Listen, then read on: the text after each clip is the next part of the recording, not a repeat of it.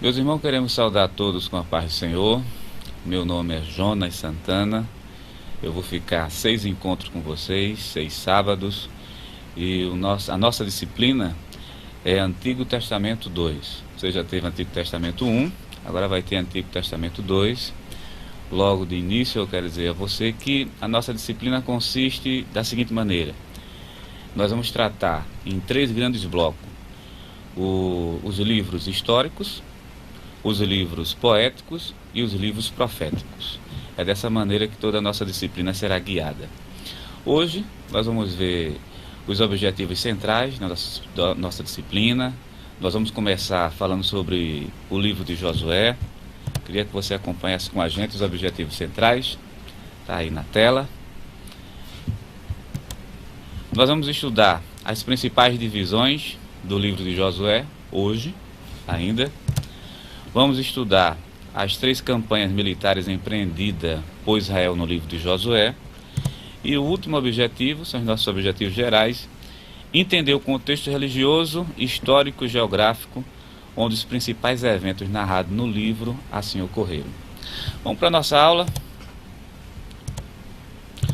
Nosso conteúdo, nós temos praticamente 10 itens para a gente comentar com vocês. Primeiro, vamos falar da disposição dos livros no Antigo Testamento. Vamos dar um rápido esboço sobre o livro de Josué. Contexto histórico, vamos visualizar o contexto histórico. Vamos visualizar também o contexto geográfico. Vamos falar sobre a preparação para a travessia do Rio Jordão. Porque Deus ordenou a destruição dos cananeus. Sobre esse ponto mesmo, tem até uma atividade. Eu quero que você preste bem atenção quando chegar nesse momento.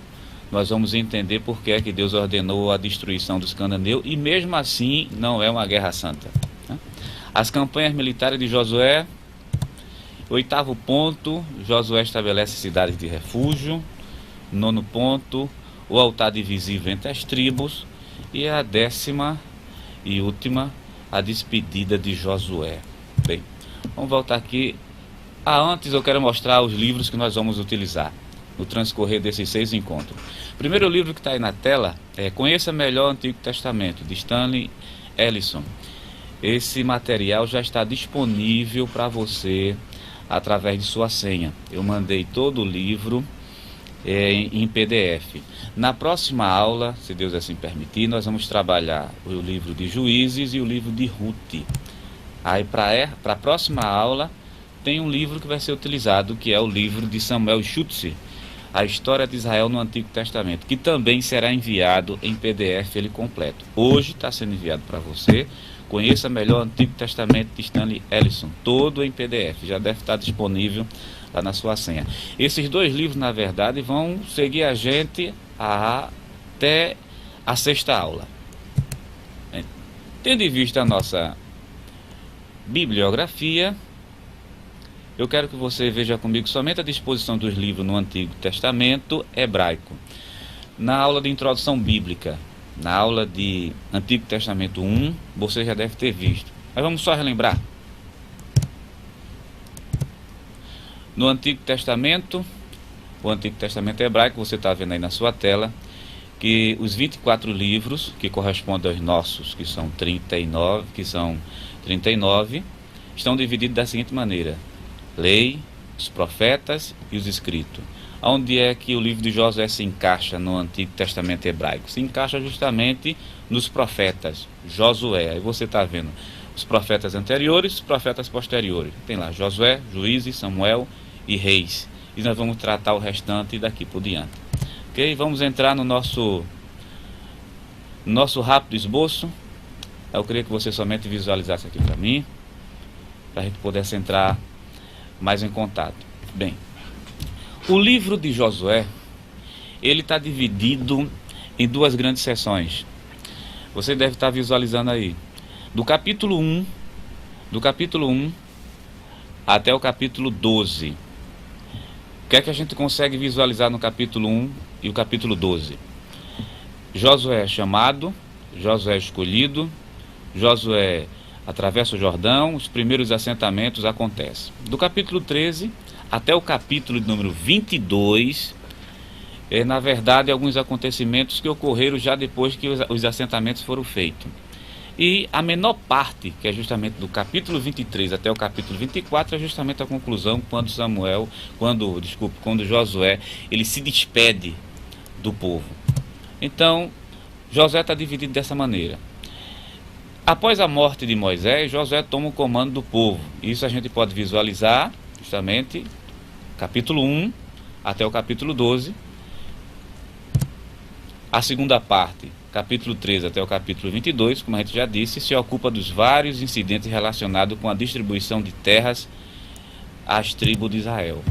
E o livro de Josué cobre cerca de 20 anos da história de Israel sob a liderança de Josué, assistente e sucessor de Moisés. Isso é informação muito importante, porque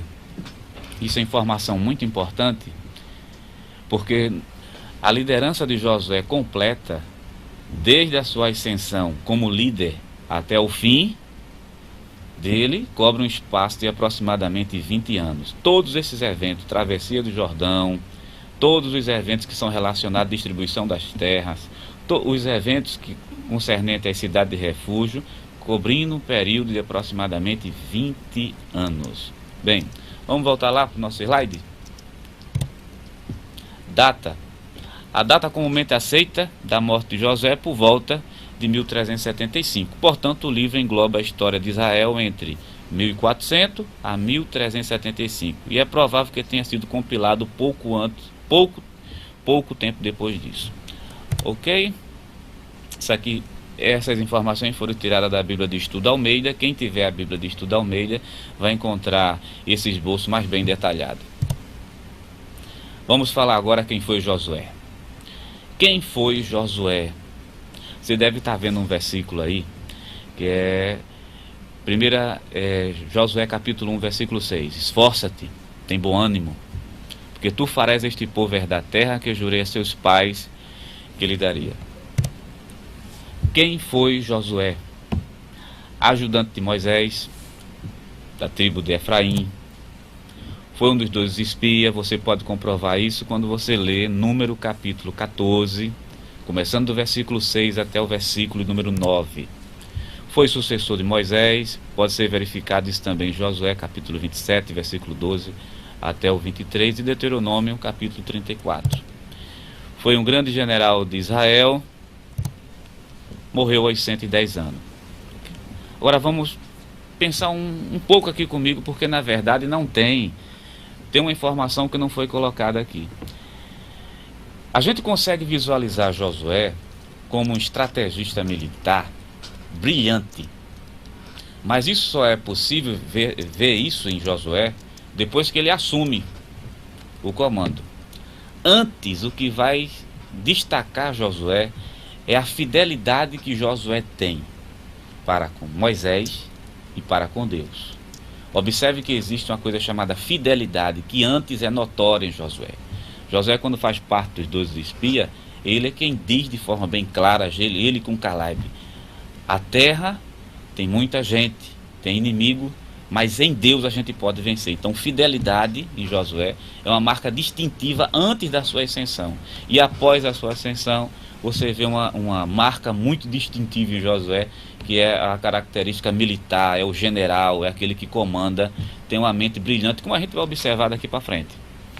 Vamos para o próximo slide? Professor, os alunos estão pedindo para mudar a fonte do slide. Está pequena. Está pequena a fonte? Sim. Deixa eu ver se os alunos estão pedindo para mudar a fonte do slide. Não dá para mudar. No momento não dá para mudar não. Vamos fazer o seguinte: na próxima aula a gente muda a fonte. Eu estou usando a fonte de número 18. aqui, que é justamente a Arial Black 18. Na próxima aula, então, no momento agora não tem como mudar, mas na próxima aula a gente muda, colocar o padrão 21, 28 na casa, 28. Ok, obrigado. Bem, você já viu comigo, contexto, já viu comigo quem é Josué, rapidamente.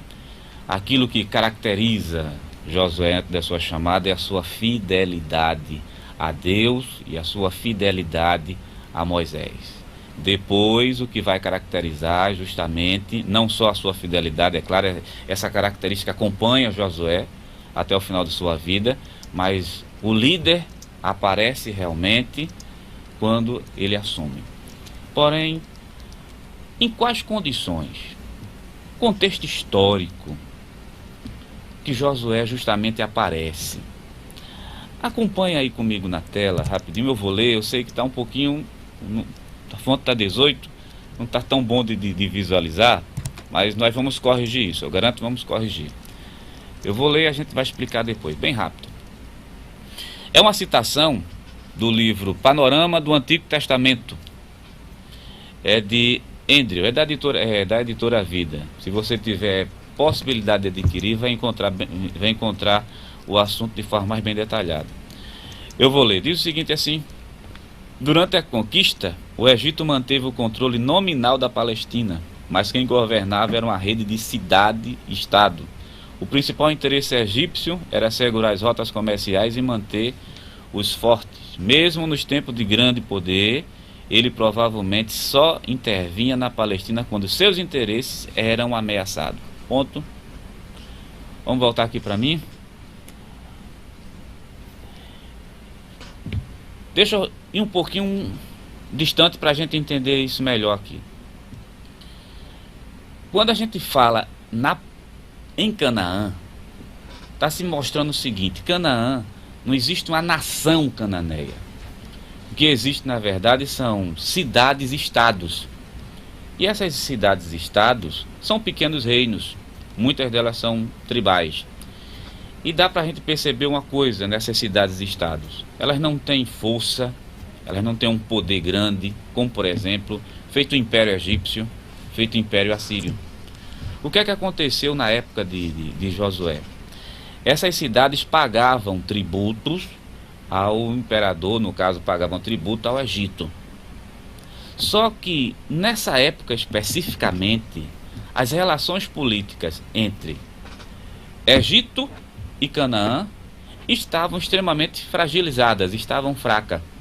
Porque imagine bem, você tem o Egito, que é uma grande potência, é uma potência bélica, grande, e as tecnologias da época para a gente hoje pode ser considerada da seguinte maneira: atrasada, mas para eles a tecnologia era muito grande. Somente para você ter noção, Ramsés II, os carros de Ramsés II, ele colocou nas rodas mais uma haste. Tinham 4 hastes, ele colocou mais uma. Isso deu uma estabilidade incrível, de uma maneira que as rodas dos carros de Faraó dificilmente quebravam. Outra tecnologia que foi implantada é quando você vê ele tirar aquele piso de madeira e colocar um piso, na verdade, de couro de animal. Dizem até os historiadores que aquilo, na verdade, é o precursor do amortecedor. Isso deu estabilidade, tornou os carros praticamente imbatíveis. E o povo de Canaã não tinha condições de vencer o exército egípcio. O que fazer nesse momento? O povo de Canaã pagava tributo ao povo egípcio. Dessa maneira, o pessoal do Egito controlava o pessoal de Canaã. Porém, nessa época, as relações comerciais praticamente não existiam. As forças políticas praticamente tinham se acabado. E aquelas cidades-estado pequenininhas, feito os gigazeus estavam lá, os heteus estavam lá. Estava tudo ali pequeno, tudo ali nos seus devidos locais. Mas não tinha um império que dominasse sobre eles. O que eu acho interessante é que Deus, ele sabe fazer as coisas na hora certa e no tempo certo. Israel passou 400 anos lá no Egito, não poderia passar 500, nem 600, porque assim já teria um grande império mais na frente, que seria a Síria. Não poderia ser antes. que Faraó já tinha relações comerciais muito fortes. Mas naquele momento, especificamente falando ali, relações comerciais, relações políticas, praticamente se existiram. Agora, imagine, você está vendo aproximadamente 3 milhões de pessoas que estão saindo do Egito e está sendo assentado na terra de Canaã. O impacto ambiental é muito grande para ambos os lados, o impacto populacional, queremos dizer assim melhor. Então, esse contexto histórico aqui que nós estamos observando, não é possível ser visualizado nas escrituras, somente nas entrelinhas mesmo, no pano de fundo histórico, a gente consegue ver. Os 400 anos de permanência no Egito foram esses 400 anos exato, onde essas forças políticas, essas forças comerciais estavam praticamente extintas, e Canaã estava fácil, entre aspas aqui, para ser conquistada. Existe uma frase que é muito conhecida, que a terra foi prometida, mas tinha que ser conquistada. Então esse lado aqui que a gente tem que observar quando se estuda Antigo Testamento pelo lado acadêmico, a gente começa a ver o fundo histórico da coisa, e a gente começa a observar o seguinte: Deus, ele não é somente o Deus que controla a história, ele é o Deus que faz a própria história. Então Israel tinha que sair justamente naquele período. Se você puder e tiver acesso ao livro Panorama do Antigo Testamento, vai trazer com mais riquezas de detalhe as datas, o nome dos reis. Isso pode ser passado para você. Em outro momento da nossa aula, eu posso até mandar, não um livro completo, porque ele não tem em PDF, tem na verdade somente poucas páginas dele. Mas hoje a gente entendeu porque pelo menos a passagem, os assentamentos foram feitos ali naquela época. Vamos voltar para a tela? Vamos ver o contexto geográfico. Vejam só, para a gente não perder nossa linha de raciocínio. Você já viu quem é Josué?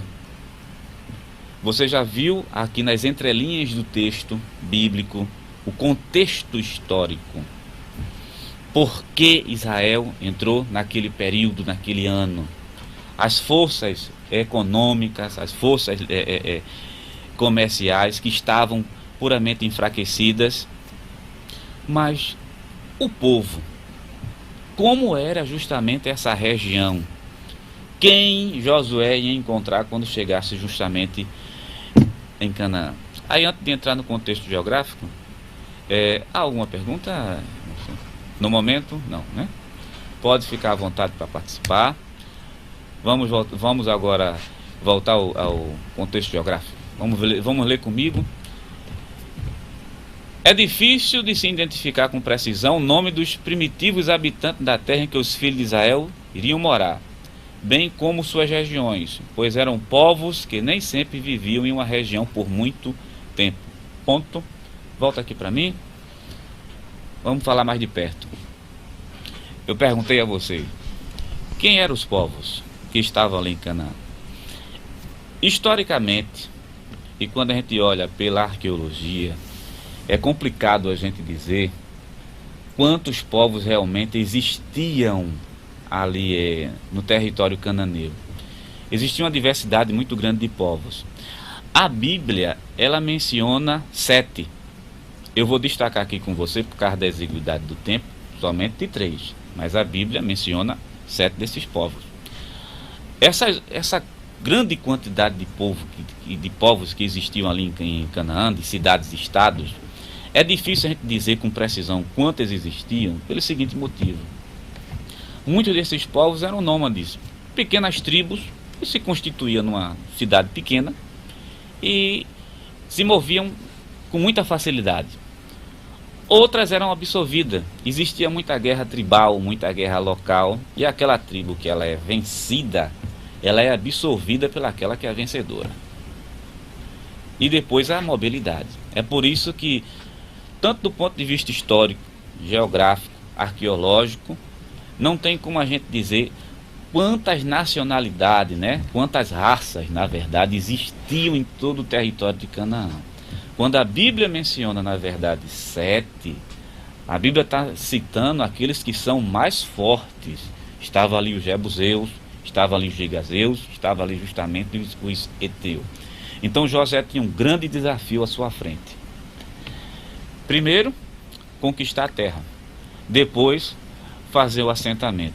Aí me permita dizer só uma coisa aqui. Existe um fato curioso na Bíblia, é um padrão, né, que a gente consegue observar. As pessoas que Deus chama para a liderança de sua obra, geralmente Deus coloca na frente de um grande desafio. Um desafio esse que essa pessoa sozinha não consegue de jeito nenhum resolver. Aí o que é que acontece? Ele precisa buscar Deus.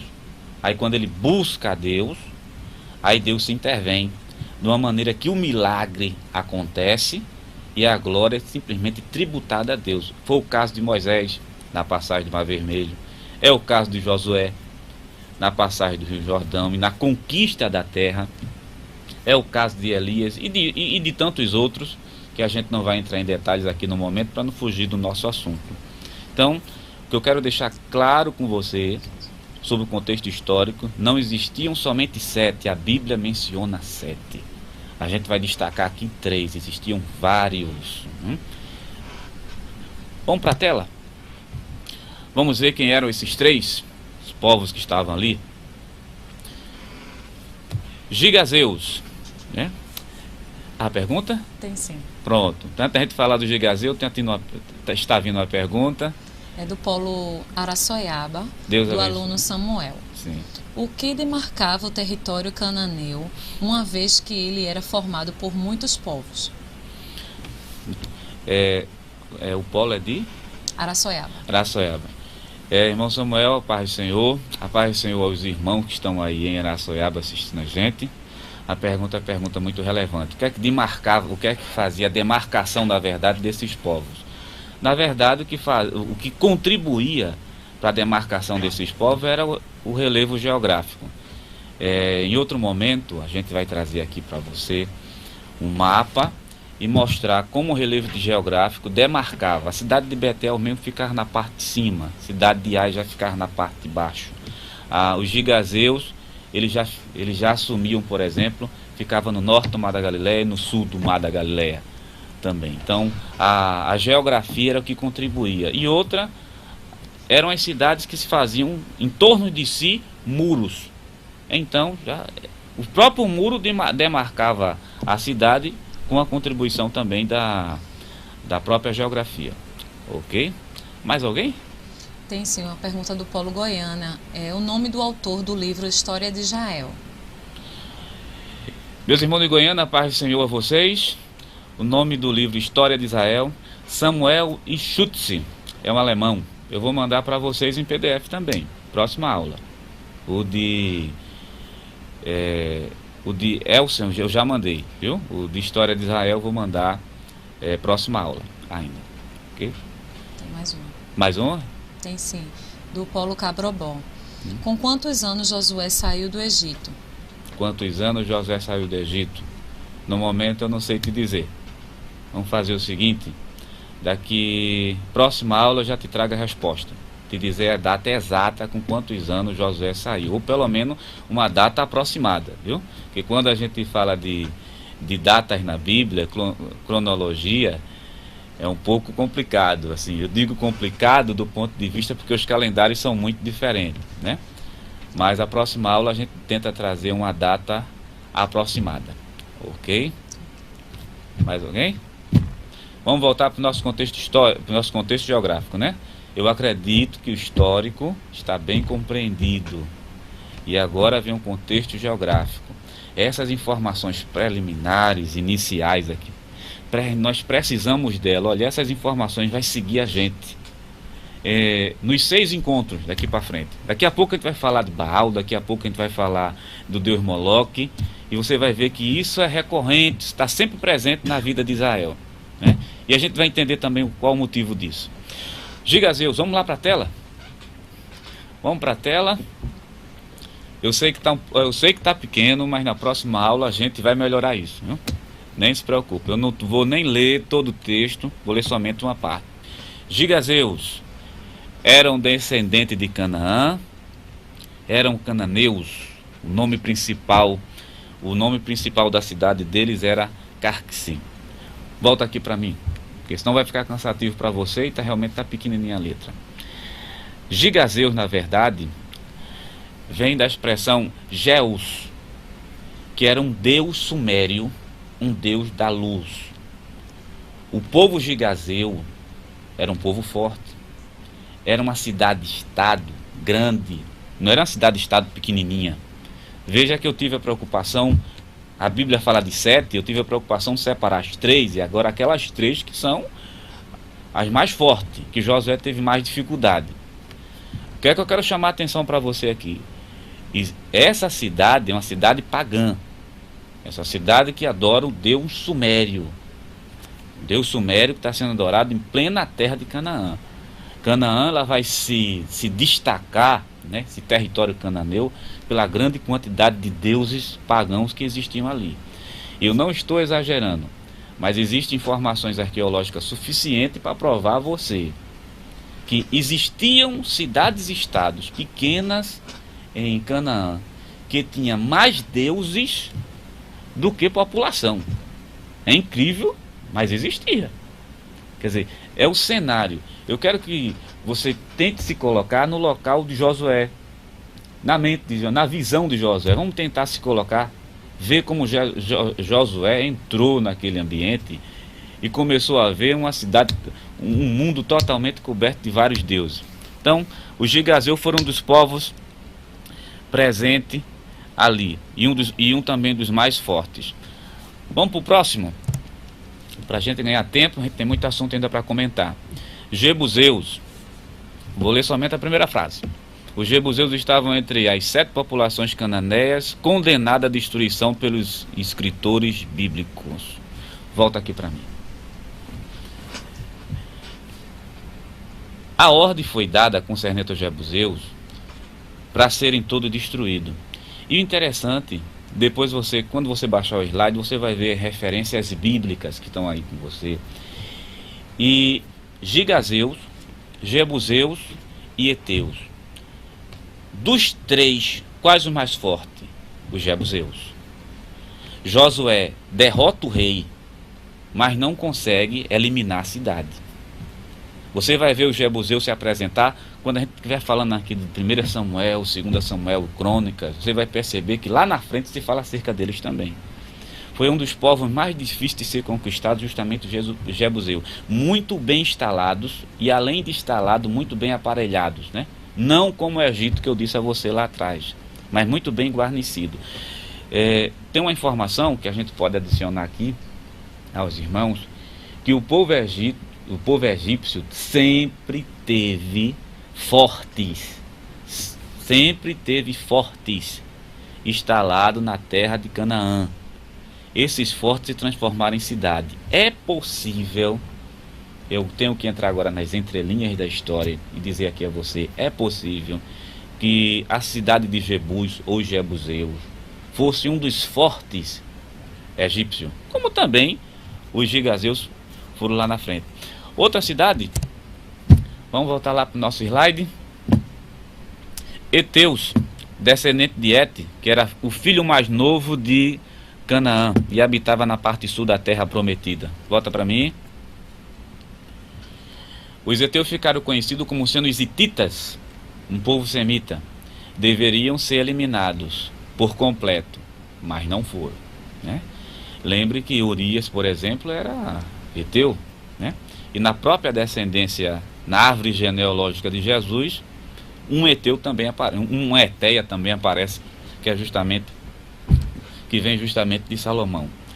Então, nós temos os 3 povos principais, que foram os mais fortes, mas que também foram derrotados. Ok? Alguma pergunta? Não. No momento, não.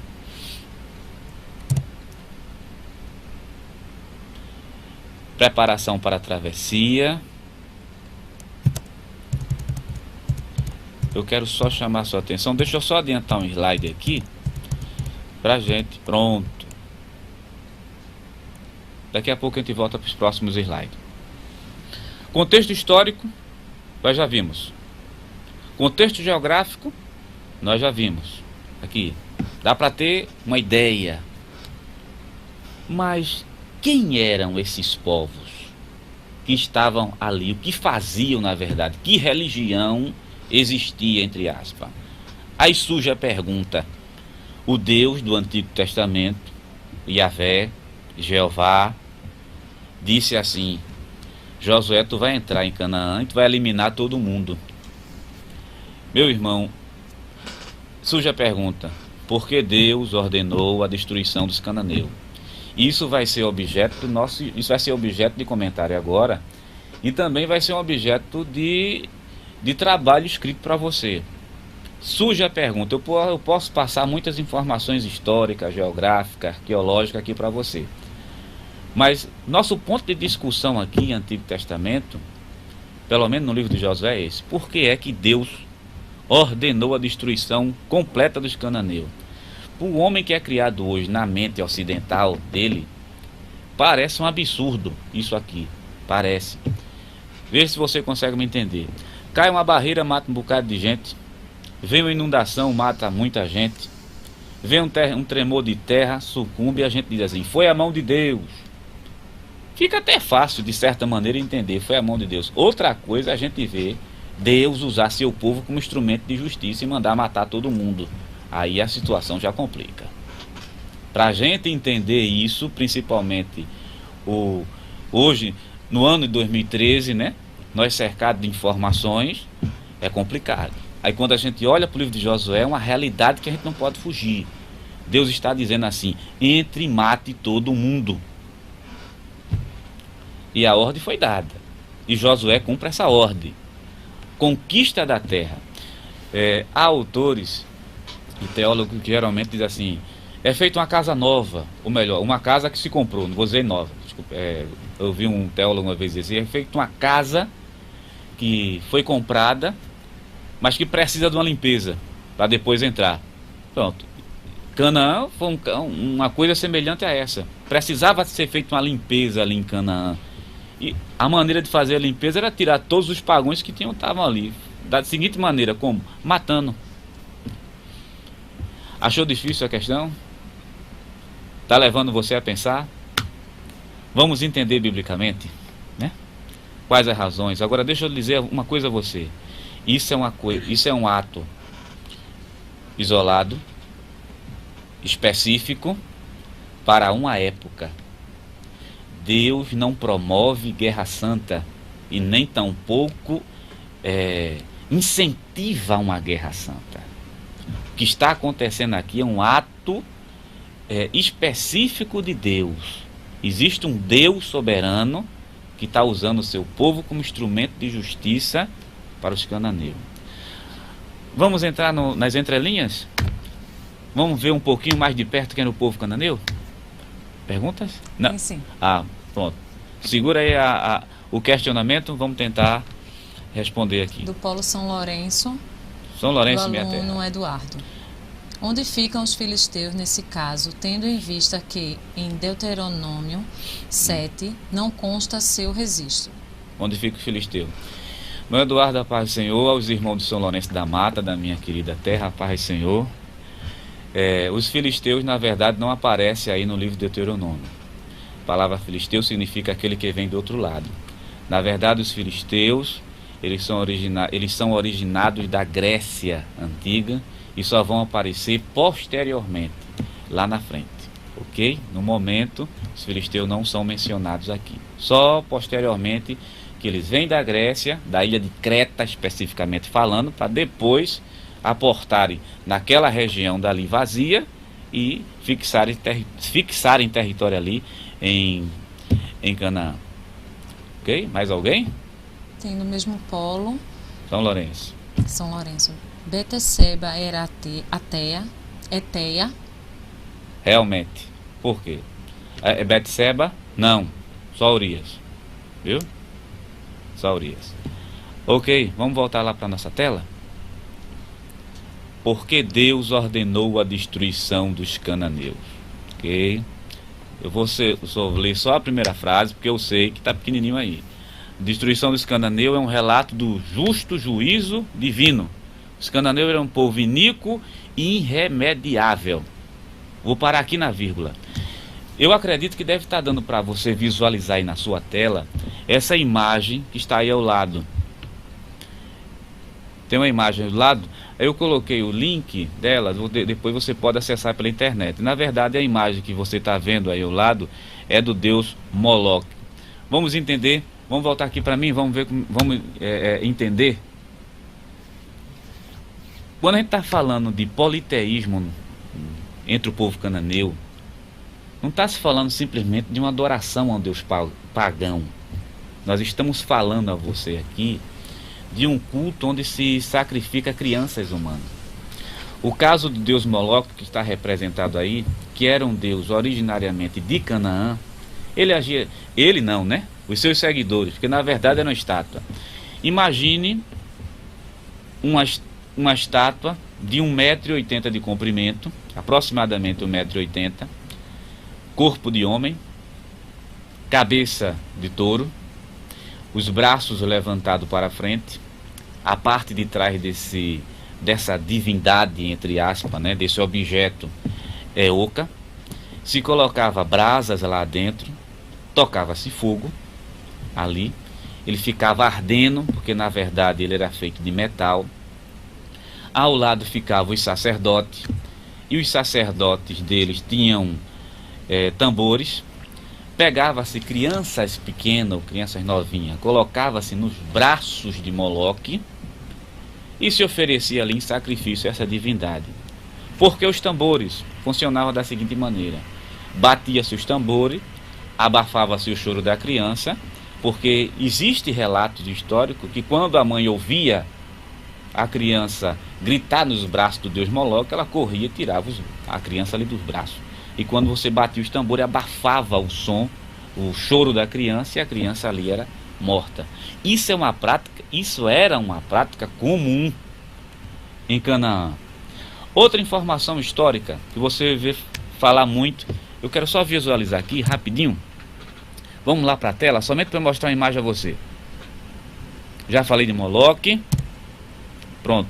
Você deve estar, eu não vou ler, você está vendo aí na sua tela a imagem de Baal. A mão levantada para cima, outra levantada para baixo, você está vendo aí Baal. Bem, vamos voltar aqui para mim. Moloque, primeiro. Terrível. Atrocidade tremenda, né? Inimaginável. Baal, por exemplo, que era uma das divindades. Eu não sei se vocês sabem, mas nas pesquisas que geralmente é feita, Baal, ele é um filho de 70, porque a divindade El, de Canaã, teve 70 filhos homens, 70 filhas homens, isso dentro da mitologia. Baal é um dos 70. Baal é considerado o deus da fertilidade, mas dentro da mitologia cananeia, Baal é morto, e depois Baal ressuscita. Quando Baal ressuscita, aí ele deixa de ser o deus da fertilidade para ser o deus do trovão. É por isso que muitas vezes você consegue, se você fizer pesquisa, por exemplo, você vai ver Baal segurando um raio na mão. Mas o que é que Baal, né, a divindade pagã, exigia na verdade? O que a divindade pagã exigia era que toda a casa que fosse feita em Canaã, veja que é uma casa, eu estou falando de casas rústicas, cavava-se um alicerce, colocavam-se a criança novinha ali em cima, se levantava um alicerce em cima da criança pequena. O que é que está acontecendo aqui? O chamado sacrifício do alicerce. Isso está espantando você? Esse era o mundo que Josué se defrontou com ele na época. Com Moloque, com Baal, com Moloque pegando crianças novinhas nos seus braços, né, e sendo sacrificada. Com o sacrifício do alicerce estava sendo feito justamente lá para Baal. E existe outras divindades também, feito Deus Quemos. Deus Quemos, ele aparece mais na arqueologia, na verdade, que Quemos, ele é originário do Egito, e depois que ele é transportado justamente para Canaã. E quem se responsabiliza por trazer Quemos realmente, o culto na sua íntegra de Quemos para Canaã, é justamente Salomão. Por incrível que pareça, é Salomão no final da vida. A gente não vai comentar isso agora, a gente vai comentar depois, quando chegar lá no livro de 1 Reis, 2 Reis, e e Crônicas. Ok? Perguntas? Tem sim. Do Paulo Abreu e Lima. Sei. Queremos parabenizar pelo conteúdo da disciplina. Gostaríamos de saber como se deu a revelação de Deus a Moisés para que Josué fosse escolhido como seu sucessor. Pronto. Abreu e Lima, não é isso? Abreu e Lima. Meus irmãos de Abreu e Lima, paz do Senhor, todos vocês, Deus abençoe. Pergunta é pertinente, interessante. Assim, como se deu a revelação de Deus? Olha, o texto não deixa claro, não vou mostrar a você um texto bíblico específico que diga assim, foi dessa maneira. Mas a gente pode deduzir que Deus revelou a Moisés que Josué deveria ficar no seu lugar. Uma revelação direta. Deixa eu dizer a você como é que a coisa funciona. A Bíblia diz assim, e falava a Moisés, e falava a Deus face a face com Moisés. Está escrito, está lá, face a face. Quando eu pego o texto em hebraico original, né, eu pego o texto em hebraico, a frase mesmo que está lá, a tradução literal, ao pé da letra, diz o seguinte, entre nós não há segredos. Aí a Sociedade Bíblica do Brasil, posso fazer menção aqui da Sociedade Bíblica do Brasil, na revista corrigida, revista atualizada e nas respectivas traduções, diz da seguinte maneira, diz assim, né? E falava face a face, mas o literal é, entre nós não há segredo. A intimidade de Moisés com Deus era tão grande, que me permite deduzir aqui, que Deus revelou a Moisés, imediatamente, que Josué ficaria no lugar dele, mais à frente. E agora entenda que, no caso, Josué foi chamado por Deus, revelado a Moisés, mas precisou de ser moldado por Deus. Moldado da seguinte maneira, quando eu estou falando moldado, porque ele precisou de toda uma preparação. Eu estou usando o termo moldar, porque a palavra hebraica yatsá significa justamente moldar, pegar, moldar em detalhes, e depois dar um toque final para poder usar. Então, eu acredito que eu estou dando a resposta a você da seguinte maneira. Deus revelou, né? Mesmo que o texto não tenha um texto específico, né? Mas Deus mostrou. E como eu sou apaixonado por esses assuntos, me permita só dizer uma coisa aqui. Josué foi um homem escolhido, mas foi preparado. Entenda uma coisa, Deus chama, mas o chamado está atrelado à fidelidade da pessoa. Por isso que eu comecei a aula da gente dizendo da seguinte maneira, o que vai caracterizar Josué é a sua fidelidade. E fidelidade real só existe quando o caráter realmente da pessoa é bom. Ok? Para a gente não se perder, contexto histórico, contexto geográfico, a gente já observou aqui, a gente está entrando na sociologia, né? Posso chamar assim, entrar na sociologia, estudando a religião cananeia, para a gente entender em qual situação, qual realidade Josué estava. Quando a gente estudar hermenêutica, ou melhor, diga assim, quando vocês estudarem hermenêutica, né? Vocês vão ver que a gente tem que se colocar no lugar do personagem, tá? Mais alguém?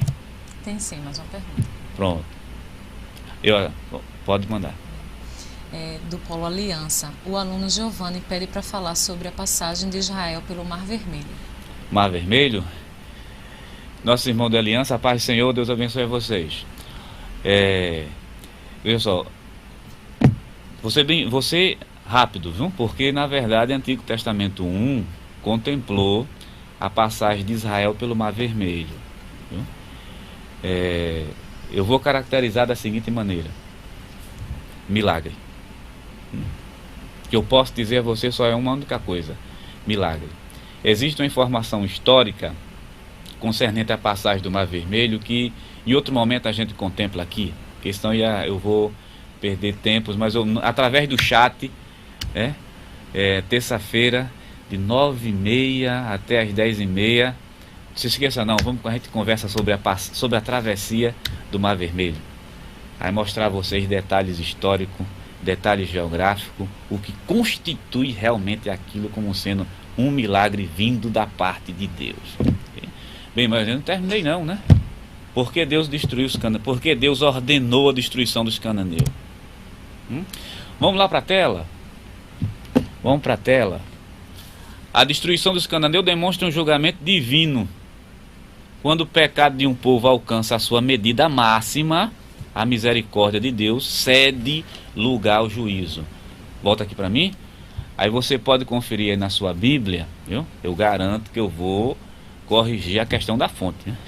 Que está na sua Bíblia, você pode conferir na sua Bíblia, Josué capítulo 11, me permita só olhar aqui para a tela um pouquinho só.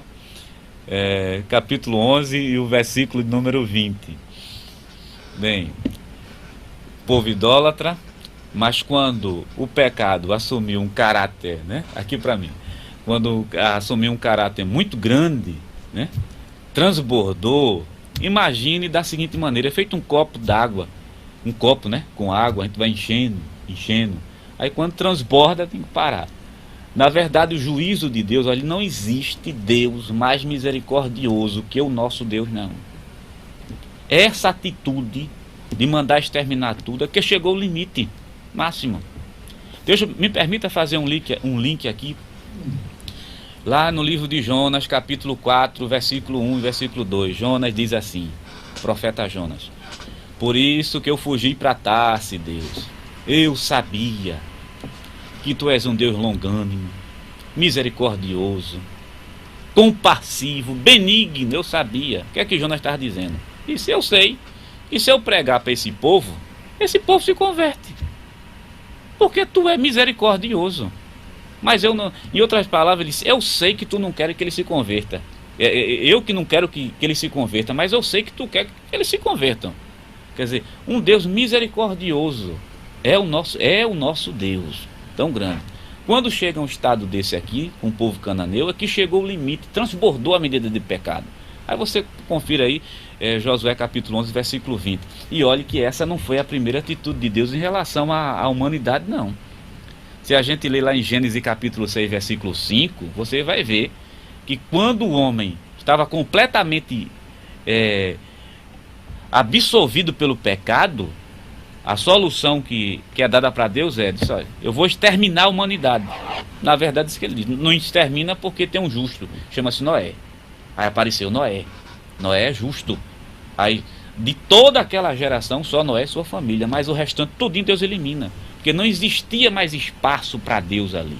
Então, quando não há mais espaço para Deus, quando o pecado transborda, chega ao ponto limite máximo do extremo, aí Deus diz: mata. A dificuldade para a gente é Deus usar seu povo como instrumento de justiça? Pode. Ele é soberano suficientemente para isso. Ok? Mais alguém? Tem sim. Pronto, a gente vai entrar nas campanhas militares de Josué. Eu quero deixar claro aquilo que a gente falou lá atrás. Vamos para a pergunta. Daqui a pouco a gente fala das campanhas militares de Josué. Nosso tempo já está... A gente só tem 30 minutos. Aliança, a pergunta do aluno Carlos Alberto. Ele diz que em Números 27, 16, 18, fala sobre a designação de Josué para conduzir o povo. Fala sobre... Diz só o versículo para a gente. Não é uma pergunta. Não é pergunta, né? Já está afirmando, na verdade. Na verdade, o senhor está afirmando que existe um versículo bíblico que mostra que ele foi designado por Deus para assumir o povo. Tudo bem. Então, ok, agradeço pela informação. Deus abençoe a vocês. Ok, vamos voltar às campanhas militares de Josué. Vamos lá para a tela. Vamos resumir. Aqui a gente consegue resumir, eu acho que aproximadamente... Deixa eu ver uma coisa aqui. Estou passando rápido. Okay. Pronto. Nós conseguimos resumir aqui, acho que quase 4 capítulos, né? Pronto. Mas as campanhas militares de Josué estão divididas da seguinte maneira. Nós estamos colocando esse termo aqui, campanha militar de Josué. Na primeira campanha, ele atinge a parte central de Canaã. Segunda campanha, campanha da região sul. E a terceira campanha, campanha da região norte. Na campanha militar da região sul, a conquista da cidade de Jericó, a conquista da cidade de Ai, e na campanha da região sul, que está narrada justamente no capítulo 9 por diante, fala da aliança com os gibeonitas. Eu acredito que dá tempo para a gente conversar aqui com você, e sobre a vitória sobre a coalizão dos amorreus. Na campanha da região norte, aí você já tem a vitória sobre o rei Jabim e os demais reis do norte. Então, volta aqui para mim, rapidinho. Ok, obrigado. Nessas campanhas, a gente está dividindo aqui didaticamente em 3 grandes campanhas militares: campanha da região central, campanha da região sul, campanha da região norte. Vamos trabalhar agora a campanha da região central. Primeira grande conquista, cidade de Jericó. Vamos lá para a tela. Pronto. Você deve estar vendo aí ao lado, eu acredito que deve estar numa visão boa aí para você. Quero só mostrar a questão dos fundamentos da antiga cidade de Jericó. Ok. Agora volta para mim.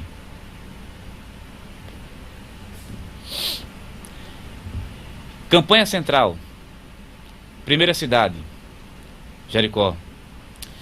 Jericó é uma cidade grande, é uma cidade forte, é uma cidade muito bem murada. Eu não vou me prender ao roteiro, mas deixa eu trazer somente o aspecto arqueológico da cidade. Um muro grande. Existiam pontos do muro da cidade de Jericó que alcançava até 30 metros de altura. Dá para você perceber que é imenso. No slide posterior, vamos lá para a tela, para ficar mais claro o que eu quero dizer a você. Você deve estar vendo aí, na imagem menor, está na parte de baixo, que mostra a muralha de Jericó, como ela era feita na época, né? Primeiro muro, que é o muro da frente. No meio, um muro menor. Acima desse muro, uma torre muito alta. Essa escadaria, esse corte que você está vendo aí na sua tela, esse corte é por dentro do muro. É por isso que tem a imagem aí do seu lado direito, na verdade, mostrando que eles percorriam por dentro do próprio muro. Estou mostrando uma cidade aqui que tem uma muralha que é estudada até hoje pela arqueologia. Na imagem posterior que a gente viu, okay? Volta aqui para mim, só para a gente ter um contato mais junto, né? Na imagem posterior que você viu, existe ali colunas. Tá lá a referência, tá lá o linkzinho que você pode recorrer lá na internet e verificar melhor. Tem colunas imensas. Agora, como vencer uma cidade desse tipo? Onde tem corredores, não é por fora do muro, tem corredor dentro do próprio muro. Diferente. Você tem torres grandes. Existem pontos, na verdade, que chega até ter 30 metros de altura, ou 20 ou 30, vai depender muito da geografia da época. Quando se reconstrói a cidade de Jericó, a gente consegue ver a geografia e olha lá para cima e vê praticamente 30 metros de altura. É uma coisa incrível. Eu vi alguns estudiosos dizer, de próxima aula eu vou trazer essa informação para você ter a informação precisa nas suas mãos. Que dava para colocar 2 carros um em cima do outro, 2 carros um ao lado do outro, na verdade, e caminhar bastante. Como vencer uma cidade desse tipo? Só Deus podia derrubar aquela muralha, mas ninguém. Mesmo que Josué quisesse, fogo não podia derrubar aquela muralha. Existiam pedras calcárias ali próximo, que para ter fogo para derrubar aquelas pedras ali, tinha que chegar a aproximadamente 1500 graus de temperatura. E a muralha de Jericó, que é derrubada por um ato milagroso de Deus, mesmo tendo toda uma liturgia de caminhar 6 voltas em torno da muralha, em torno da cidade, mas esse muro não cai nem para frente, porque senão podia prejudicar o próprio exército de Israel, nem cai para dentro, Porque se caísse para dentro ia matar a própria população, ele é implodido. Na verdade, esse muro vai abaixo. Sim. Eu lembro que uma vez eu tive um professor na universidade que disse assim: isso era muito fácil, caía para dentro e matava todo mundo. Certo. Mas não, a ordem de Deus foi dada: entre na cidade e mate. Ora, o que Deus determinou está determinado. Aí o muro nem cai para dentro, nem cai para fora, ele implode, vai de chão abaixo, né? Aí como é que isso pode acontecer, irmão Jonas? Bem, milagre. É a resposta que eu posso dar a você, chama-se justamente milagre. Aí em casa você vai ver isso com mais detalhe nas informações que nós vamos passar, ok? Então na campanha do sul, campanha central, desculpe, Jericó, e a outra cidade é a cidade justamente de Ai. Existe um evento, a gente vai para a tela, mas antes de ir para a tela, entenda uma coisa: Josué, ele olha para a cidade de Ai e vê com uma cidade pequena. Arqueologicamente, no livro de História de Israel, né, de Samuel Schutz, você vai conseguir visualizar isso melhor, ler melhor, constatar isso melhor na verdade. Diz o seguinte: era uma cidade pequena. Aí Josué se confia. Os espias, os soldados que vão para lá, dizem: a cidade é pequena, não precisa muita gente não enfada o povo. Manda uma quantidade de 2 a 3 mil homens é o suficiente para exterminar toda a cidade e a gente vencer. Bem, mas existiu Acã no meio. Acã pega do anátema, Acã peca, Acã errou, e por causa do pecado de Acã, a batalha é perdida. É de uma maneira que o texto bíblico, se você conseguir ler já o capítulo 6 por diante de Josué, a versão corrigida diz o seguinte: quando a cidade de Ai colocou os soldados de Josué para correr, diz que o coração do povo de Israel se derreteu como água, né? Linguagem figurada. À vontade. Tem sim, pergunta do Paulo São Lourenço. São Lourenço. Por que Josué não eliminou as 3 cidades, Gaza, Asdod e Gate, justamente de onde surgiu o gigante Golias, fato ocorrido em Josué 11:22? As campanhas militares de Josué, eles abrangiram poucas cidades, na verdade, né? Abrangiram a cidade de Central, a de Jericó, a cidade de Ai, as outras cidades, mas ficou muitas terras para ser conquistada. O fato de Gaza, Asquelon, por exemplo, não ser conquistada é porque Josué, ele deu preferência justamente a essas cidades mais fortes. Mas quando Josué saísse do comando, quem ficaria justamente responsável por conquistar o que estava ainda para ser conquistado. Quando a gente estudar o livro de Juízes, você vai ver uma coisa com a gente. No livro de Juízes, logo no capítulo 1, se fala de 8 campanhas militares. Veja que Josué já estava morto. Se fala de 8 campanhas militares dos filhos de Israel para conquistar as cidades que não foram conquistadas no período de Josué. Só que eles fracassam. No livro de Juízes eles fracassam. Eles fracassam, e muitos desses fracassos são propositais, porque eles não querem simplesmente matar o povo. Eles querem que o povo seja escravo, onde na verdade Deus disse que mate todos. Então realmente ficou cidades para serem conquistadas pela próxima geração que ia suceder a geração de Josué. Ok. Mais alguém? Tem mais uma pergunta, mas antes eu queria lembrar que a chamada será aberta agora às 4h50 para a marcação de frequência dos alunos, às 4h50. A pergunta é do Paulo Petrolina. Quanto à queda da muralha, a mesma caiu para o lado ou a terra se abriu e ela desceu? Concernente, sim, ao Paulo de Petrolina, meus irmãos de Petrolina, paz do Senhor Jesus. Vocês são alunos, Deus abençoe. É uma bela cidade, já tive aí, já faz, na verdade faz 6 anos, viu? Bem, a muralha, ela não cai nem para a direita, nem cai para a esquerda, na verdade ela é implodida. Eu não vou usar o termo assim, a terra se abriu.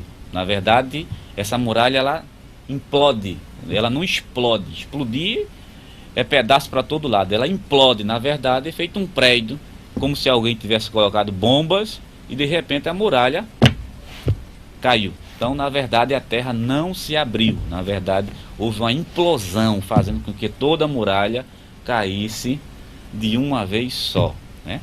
Agora, a questão da implosão, aí é que está o milagre da implosão, né? Ok. Mais alguém? A gente falar de Ai? Tem mais uma pergunta. À vontade, ó. Do Paulo Palmares. Palmares. Do aluno Ismael. Deuteronômio 31, versículo 14. Deus dá a Josué o encargo do povo, e disse o Senhor a Moisés: Eis que os teus dias são chegados para que morras. Chama Josué e ponde-vos na tenda da congregação, para que eu lhe dê ordem assim. Foi Moisés e Josué, e se puseram na tenda da congregação. Pronto, na verdade é um versículo mostrando o que a gente tinha comentado lá atrás, né? Um versículo que é Deus, só confirma aquilo que a gente falou lá atrás. Deus foi quem disse a Moisés, para que Moisés chamasse justamente Josué. É bom a gente deixar claro aqui, concernente a Josué, uma coisa. Quem escolheu Josué foi Deus. Não é uma escolha simplesmente humana, não. Existe a escolha de Deus. Deus escolhe, Moisés aprova. Ok? Mais alguém? A gente pode... Bem, no evento da cidade de Ai, Acã é o pecador. Pegou a cunha de ouro. Depois a gente traz informações históricas para vocês, mostrando. Pegou a cunha de ouro, pegou capa babilônica, levou para dentro de casa. Mas deixa eu só chamar sua atenção para uma coisa. Eu vi uma vez um crítico dizer assim: foi injustiça. Deus sabia que Acã tinha feito aquilo, era só dizer que era Acã e tomar o que era dele. Não é bem assim, não. Quando começaram a lançar sorte, porque uma batalha foi perdida lá atrás, não se perdeu a guerra, se perdeu uma batalha. E é claro que Josué não consultou a Deus, não resta a menor dúvida. Isso foi um grande aprendizado para ele como líder. Se confiou porque a cidade era pequena e os seus soldados disseram: só 2 ou 3 mil homens é o suficiente. Não vai enfadar o povo, não. Que é isso? A gente venceu uma cidade grande feita Jericó, com muralha que ninguém podia derrubar e Deus derrubou, quanto uma cidade pequena ali. Mas Acã, quando peca e leva a cunha de ouro, e o Senhor disse: alguém pegou do anátema. Alguém, é por isso que vocês não venceram. Existe alguém em pecado ali dentro. Mas eu acho interessante que quando começa a lançar sorte, você sabe que aquilo é um ato de misericórdia de Deus. Quando começa a lançar sorte, está lançando sorte, está caindo por tribo. O indivíduo que está em pecado, ele sabe que está em pecado. Lançou sorte, está caindo, está chegando nas famílias, e o indivíduo está caindo. Eu não largo a capa, eu não largo. Vai chegar na tua família, mas não, de jeito nenhum, eu não vou largar. Aí cai na tribo, noutra tribo. Nesse período, a Bíblia não diz, na verdade, o tempo se levou quantas horas, né? 3 horas, 4 horas, 5 horas, 6 horas, na verdade, de estar lançando um sorte para estar indo de família em família até chegar na família de Acã.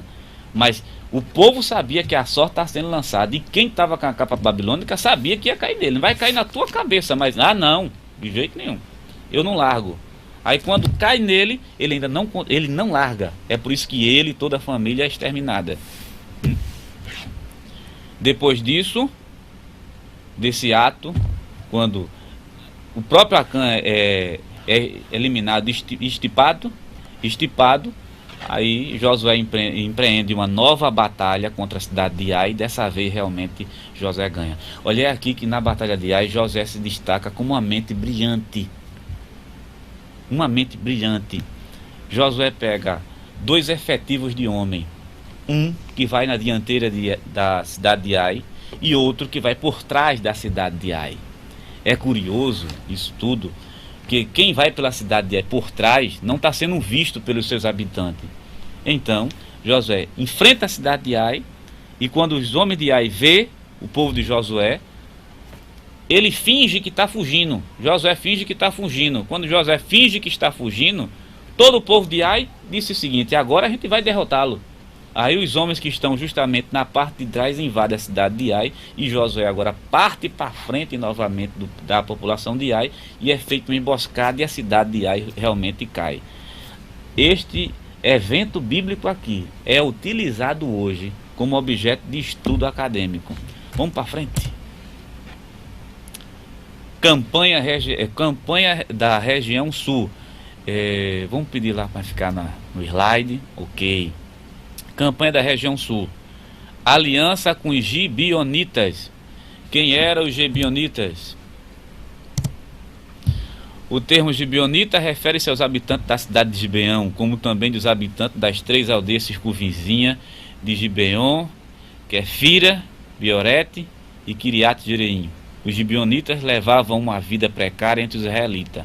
Na época do Reino Unido, Saul promoveu uma matança contra eles. 2 Samuel capítulo 21, versículo 1. A gente entra em mais detalhes nas próximas aulas. Bem, vamos voltar aqui para mim. O que foi que o povo gibeonita fez? Quando a gente lê o texto bíblico, o povo gibeonita entendeu claramente que quem vence, quem dá vitória a Israel é Deus. É Deus.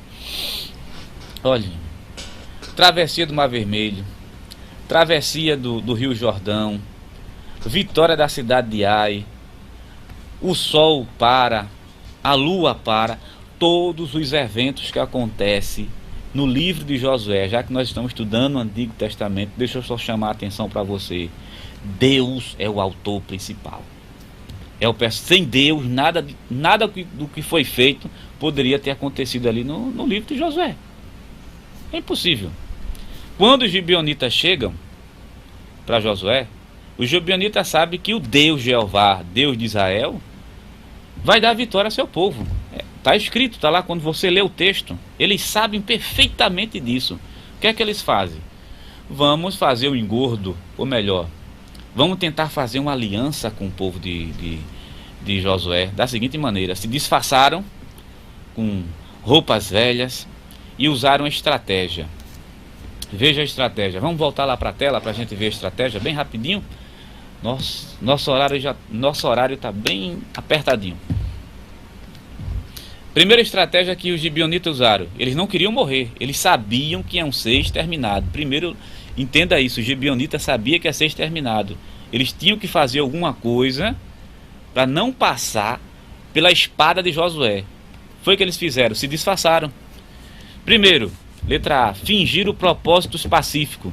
Aí você pode acompanhar na sua Bíblia, Josué capítulo 9, versículo 6, ele assim: fazei aliança conosco. B, fingir submissão. Nós somos os teus servos. Hipocrisia. Letra C, não estou lendo tudo, viu? Fingir piedades.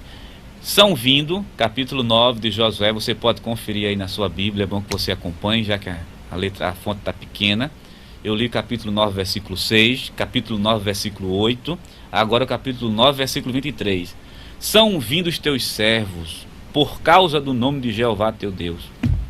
Vamos voltar aqui para a tela, para mim. A Bíblia diz: Josué não consulta a Deus e é enganado pelos gibeonitas. E os gibeonitas conseguem uma coisa de Josué, conseguem fazer uma aliança. O termo aliança está na revista corrigida, na revista atualizada. O termo original traz um significado mais forte, fala de pacto, que não pode ser quebrado. E eles propõem: vamos fazer um pacto onde não possa ser quebrado esse pacto de jeito nenhum. E Josué, quando faz esse pacto, não está sabendo ele que está fazendo um pacto com o próprio inimigo, porque o inimigo não quer morrer, quer ficar vivo. Eles foram espertos. Aí a gente pode chegar a essa conclusão da seguinte maneira aqui: lá atrás, eu falo no líder Josué, que foi escolhido por Deus. Líder que foi escolhido por Deus. Erra lá atrás quando não ora. E agora erra de novo porque não orou. A Bíblia diz: não consultou a Deus. E os gibeonitas, por causa da aliança que Josué faz, mesmo sendo submetido a trabalhos humilhantes, como carregar água, que era trabalho de mulher na época. Você pode verificar isso no capítulo 9, versículo 23, 25, 26 por diante. Certo? 25, 26, 27 por diante, mesmo a trabalhos humilhantes, mas eles permanecem na terra de Israel, e você consegue ver o nome deles até mesmo no reinado de Saul. Ok? Josué estabelece cidades de refúgio. Mas antes de falar da cidade de refúgio, alguma pergunta? Não? Amém. Cidade de refúgio. É na época de Josué. Vamos voltar lá para a tela? Aí você pode verificar. Eita, tá tudo pequenininho. É capítulo 20, versículo 1 até o versículo número 9. Né? Deixa eu só ler rapidinho, somente citar a cidade de refúgio. Quedes, em Galileia. Siquém, na montanha de Efraim. Kiriat Aba, esta é Hebron. E Bezer, no deserto, na campina da tribo de Ruben. E Ramote, em Gileade. E Golã, em Bazã. A finalidade da cidade de refúgio, pra gente, finalidade da cidade de refúgio era justamente para proteger aquela pessoa que matou outro incidentalmente, né? E essas cidades de refúgio são estabelecidas na época de Josué. Ele tem a preocupação de fazer isso. É o líder. Assentamentos judaicos são feitos, a repartição das tribos, das terras por tribos são feitas, e as cidades de refúgio também são colocadas ali. Está vendo um líder e está vendo também o administrador Josué. Nós vamos precisar dessas informações para a próxima aula. Ok? Já está perto da gente terminar, a gente vai concluir com Josué capítulo 22, versículo 9 até o versículo 34. Vamos voltar lá para a tela? Vou ler. Ok. O altar das 2 tribos e meias. Aí você pode conferir aí na sua Bíblia, capítulo 22, versículo 9 a 10. Depois capítulo 22, versículo 11 a 20. Ok? Bem, vamos voltar aqui para mim. Deixa eu resumir tudo isso aqui, que já está na hora de a gente terminar. Vamos resumir. Volta aqui. Ok. O que foi que aconteceu? 2 tribos e meia constroem um altar.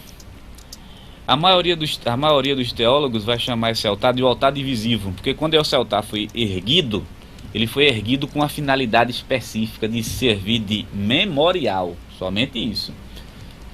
As 9 tribos, quando olham para o altar, que é um altar grande, a revista Corrigida diz assim: um altar de grande aparência. Disse que foi isto que fizesse.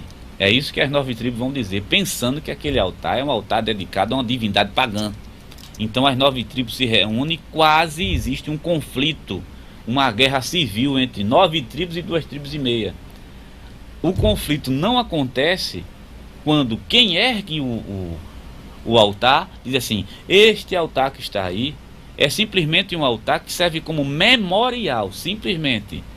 Ele não é altar de sacrifício, é simplesmente para lembrar que Deus usou de misericórdia com a gente. Nisso, o que é que acontece? O conflito civil não ocorre. Ok. Vamos chamar a atenção da gente aqui, vamos pensar um pouquinho nisso aqui. O altar é erguido, não é por Josué. Esse altar é erguido, não tem uma finalidade para sacrifício. É um altar que não é erguido para adoração. É simplesmente um memorial. É um altar de grande aparência. Me permita falar aqui a vocês. É simplesmente um amuleto. Nada mais do que isso. Okay. Não tem pergunta? Tem tempo ainda, tem. Pode ser. Do Paulo Uricuri. Uricuri? Qual a diferença entre israelita, israelense e entre judeu, hebreu, israelita? Bem, a pergunta é bem vasta, não entenda como uma esquiva não, viu? Vou fazer o seguinte, eu vou anotar, próxima aula a gente vai responder isso aqui. Uma porque quando a gente fala de hebreus, israelita, judeus, palestinos, na verdade, existe todo um histórico por trás disso aí. Eu não quero deixar sua cabeça confusa, mas nem se preocupe. Próxima aula eu trago tudo de forma bem destrinchado, ou talvez através no chat, viu? No chat a gente vai falar sobre isso aqui para vocês, ok? Próxima no chat, se você entrar no chat, se você não entrar no chat, na próxima semana a gente fala a diferença de hebreus, diferença de judeus, a diferença de israelense. Gostei da pergunta, que vai servir para a gente durante esses 6 encontros que nós teremos aqui com você pela Teleporte, tá? Tá aí na sua tela. Você vai terminar. O altar divisivo. O altar divisivo. O altar divisivo, na verdade, foi simplesmente um altar, e o altar de aparência. Só se via simplesmente de aparência, não era para sacrifício. Pense nisso em casa, quando você lê Josué capítulo 22, ok? Meu querido irmão em Cristo Jesus, foi uma bênção, uma satisfação muito grande estar com você nessa tarde. Se Deus assim permitir, nós estaremos aqui no próximo sábado, será uma satisfação. Com vocês eu espero construir um conhecimento junto. Eu sei que vocês sabem, nós vamos construir um conhecimento junto. E eu quero concluir com você nessa tarde lendo. Queria que você lesse comigo. Vamos abrir a tela. Vocês que estão no polo, vamos abrir a tela. Se for possível, você que está aí no polo, leia comigo, para a gente concluir a aula de hoje. Nenhuma promessa falhou de todas as boas palavras que o Senhor falara à casa de Israel. Tudo se cumpriu. Josué capítulo 21 e versículo 4. Próxima aula, se Deus permitir, livro de Juízes e o livro de Ruth. Deus abençoe a vocês em Cristo Jesus. A gente se encontra terça-feira de 9h30 até as 10h30. Ok? Obrigada pela participação de todos e até a próxima aula.